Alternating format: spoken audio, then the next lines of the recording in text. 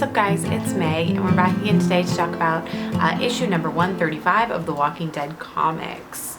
So as you know, I am a little bit behind. Hopefully you don't mind. If so, I will probably catch up very soon. I've been reading them, it's just actually finding time to do my quick reviews on them. So let's get right started. The issue jumps right into where everyone is trying to figure out what happened between Sophia and the two boys while Jesus has the Whisperer girl captured, and Dr. Carson is super busy because he's got a ton of people to take care of right now. He's patching up Darius, I guess, and he is working on Sophia and Carl's head and the two boys. He's got a lot going on. So is Dr. Carson a boy? I just realized that. I don't remember. And I don't think we actually saw him in this issue, did we? If so, I must have read it too fast. Anyways, Jesus unmasked the Whisperer, and it is a 16-year-old girl. I don't know, I guess I didn't realize that she was so young. I thought it was one of the main Whisperers that was fighting there, but apparently I'm just confused. So her name's Lydia, which I've heard of her. I haven't read the future issues yet, but I've heard of her and Carl's gross interaction.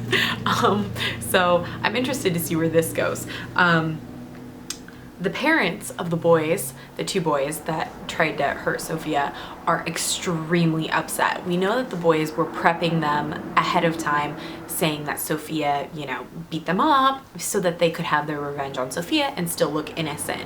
So we know that they were already being prepped. I can completely understand their anger, being a parent myself. You always take your child's side, even if it is ridiculous, even if all signs point to your child being wrong.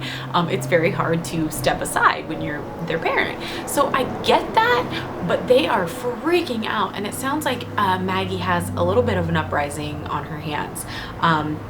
They're not going to take this lying down. They know that Maggie is partial to Carl, but they believe their boys are completely innocent. They have their blinders on when it comes to them.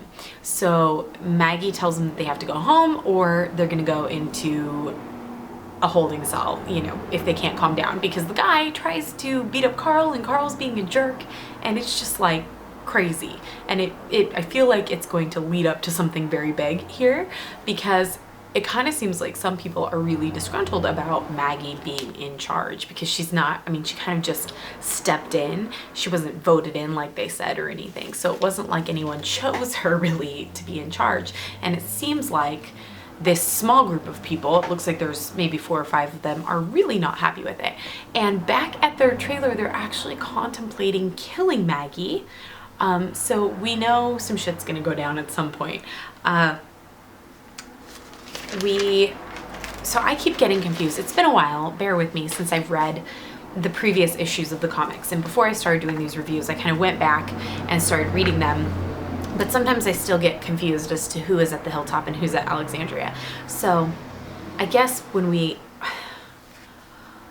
can't remember their names either, but the two guys that I'm assuming were from the Hilltop, went out on a search party to find the one guy that was missing. Marco? Was it Marco? To find Marco who was missing? I can't remember. So the one guy came back alive and was, raving about how the walkers were talking. And so when Maggie talks to Jesus and she discovers that this girl has been wearing a walker mask, essentially, and, he thought that the walkers were talking, she puts 2 and 2 together, drags him from the room, I'm assuming to go and have him talk to the guy that survived, and for them to try and figure out what the hell is going on, leaving Lydia alone in the cell, and Carl is in the cell next to her. We don't really know what's going to happen to Carl, because he did take it too far when he was attacking the boys. Just like Maggie said, he took it a step further. He not only saved Sophia, which was great, but then he continued to beat on them with the intention to kill them. So she has to put him in a holding cell. There's really no getting around that.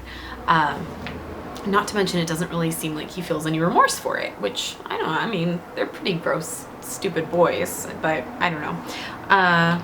So Lydia and Carl kind of introduce themselves through the cell, and I'm assuming they're going to get to know each other. That's it for this review. I like this episode.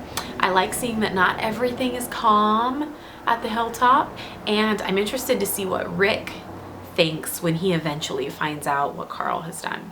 And when he eventually figures out the Whisperers, he's still on his way back to Alexandria alone. So I'm wondering, you know, he's not very good at fighting off walkers anymore. You know, he has kind of the limp and he walks with a cane and he only has the one arm.